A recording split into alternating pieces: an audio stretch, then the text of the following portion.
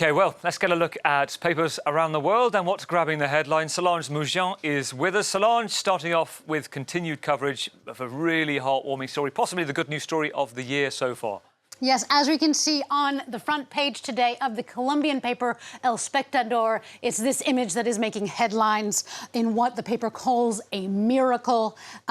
The story of 4 children, the youngest just over a year old, who were in a plane crash and survived in the Amazon for nearly 6 weeks before being found by rescue teams. Now, the paper Vanguardia, also a Colombian paper, it says that the soldiers who found them, the children, they said that they were too weak to walk, but they were not too weak to talk, with one of the kids' first words being, "My mother died, I'm hungry." Now, meanwhile, The Guardian is speaking about this mother. Family testimonies tell her fate. She survived for 4 days before passing away. The Guardian also explains that it may have taken rescue workers so long to find the children because they were scared of the barking dogs and the possibility of rebel groups finding them. But one dog may have helped them more than others. He is now missing. The dog is Wilson. The El Colombiano tells us that this dog found the children. It's thought that it is this dog that found them, befriended them, and led tracks for rescue workers to them. The dog, though, is still lost in the jungle.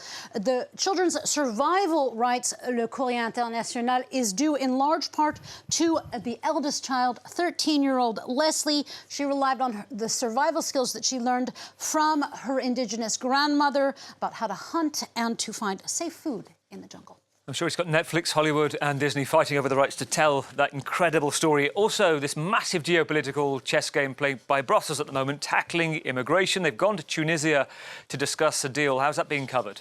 Well, the EU version of Politico, it explains that Brussels has offered, as we heard in the business sector, over $1 billion to Tunisia in return for better border control against illegal immigration towards Europe. The final financial package is also meant to help the economic crisis in the region. For the Tunisian paper La Presse, the partnership has enlivened hope when it comes to Tunisia's own economic crisis. But for the Tunisian site Capitalis, it says that the deal could actually be dangerous on a political and security level. It argues that people who are leaving the region, leaving Tunisia for Europe, their leaving is a sort of pressure valve for those that are unemployed leave rather than voicing their political anger. Meanwhile, in the European press, the Frankfurter Allgemeine Zeitung, it says that Europe must take control of immigration towards the EU, and for that to happen, such policies, alas, Brussels needs to include cooperation with authoritarian governments, including Tunisia's. And finally, in Italy, excuse me, a bit of a thing in my throat. The La Repubblica argues that Ursula von der Leyen is pushing for a deal that pleases all because she's looking towards a second term, but that the deal, in fact, does little of that. Something else you've spotted, which is fascinating, Solange, is one paper's picked up with all of these green promises around the world, with governments saying that we're going to this renewable future.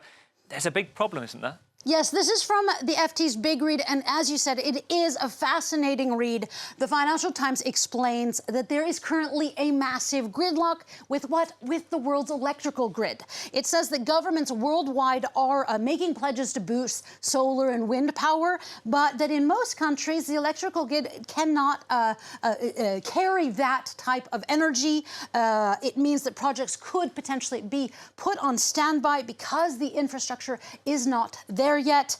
As the FT says, many nations are making promises but not investing enough in the behind-the-scenes infrastructure. Also, a couple of stories we have to mention because it's a record for the Serbinator in the tennis, but also something else you want to talk about is a milestone moment in theatre too.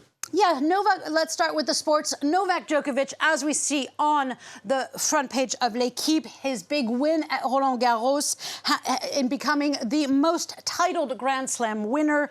The paper writes he's gone from the clay earth to the moon.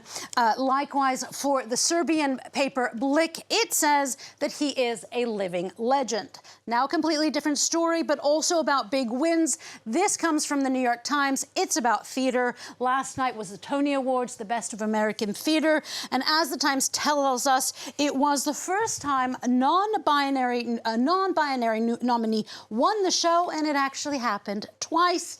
As we see here, the two out non-binary actors won in the male categories, as the show does not have non-gendered categories. Another significant element of the show, a Hollywood Reporter tells us that the show was nearly canceled because of the ongoing writers' strike, but it managed to go ahead without a script. It was, for the Star Tribune, a spectacular evening nonetheless, maybe even more spectacular because there was added dance and song to make up for the lack of jokes.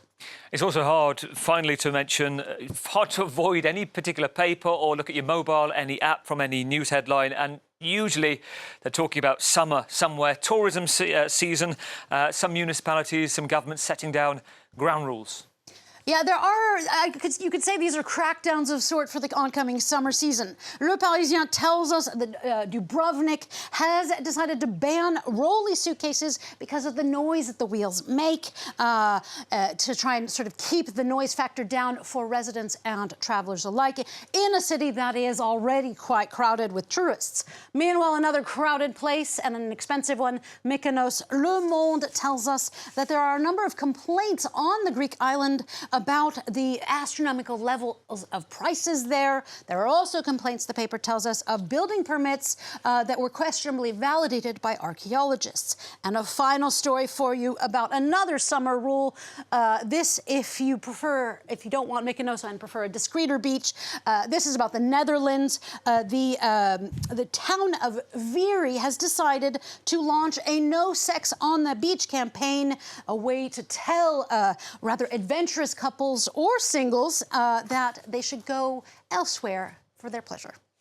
Leary Veery. Solange Mougent, thank you for the World Press Update. Stay with